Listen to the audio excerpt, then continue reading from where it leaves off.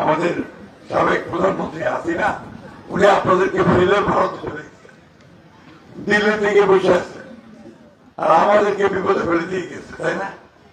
থাকলে অন্তত একটা গণতান্ত্রিক অবস্থা চলতো, তাই তো? 14 দিন পরে আপনার আবার একটা ভোট হবে, এই ভোটটাতে আবার আপনারা ভোট দিয়ে দেশের সরকার নির্বাচন করবেন, তাই না? তো অন্যান্য সময়কার চাইতে এবার একটু অন্যরকম। আরো তো নৌকা ছিল আর ধানের শীষ নৌকার মধ্যে হইত, এরা নৌকাটা নাই।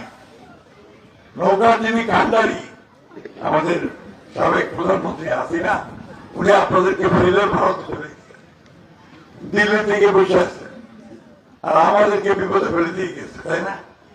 থাকলে অন্তত একটা গণতান্ত্রিক অবস্থা চলতো, তাই তো? এখন আছে নতুন একটা মার্কা আসছে আমাদের সামনে, আপনাদের ছেলে তার প্রতিনিধিও দাঁড়াইছে বেলুর বাড়ি, তাই না? দেওয়ার ভারত ছেলে, অল্প বয়স, এরা ভারত ছেলে। আমরা বুড়াই, আমরা বহুবার ইলেকশন করছি, এমপি হচ্ছে, সরকারটা চালানোর অভিজ্ঞতা আমাদের আছে। ওর বয়স কম, সামনের দিকে ইনশাল্লাহ আর বড় করতে পারবে যদি লেগে থাকতে পারে, তাই না? আমার তো শেষ সময়, এটাই আমার শেষ নির্বাচন। আমি আপনাদের কাছে শেষ সময় আসছি, এইবার আপনারা আমাকে আরেকবার সুযোগ দিবেন, ধানের শীষে ভোট দিয়ে আপনাদের কাজ করার। আমি পুরো পার্টির বদনাম করতে চাই না, ওটা আমার পছন্দের নাই। আমরা কাজ করি, শিরা চলতে চাই।